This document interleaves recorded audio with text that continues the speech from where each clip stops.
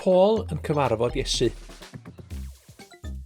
Roedd Paul ar ei ffordd i Ddamascus, tref y fawr lle roedd llawer o ffrindiau Iesu'n byw. Fe gaf i wared ohonyn nhw, meddyliodd. Rhoddan nhw i gyd yn y carchar a'i rhwystro nhw rhag siarad am Iesu. Ond hynny, roedd Duw am i Paul bod yn ffrind iddo.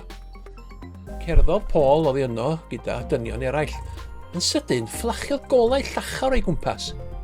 Cwympodd i'r ddaear a chlywodd lais yn dweud, Paul, pam wyt ti'n trio fy mrifo i? Iesu oedd yno.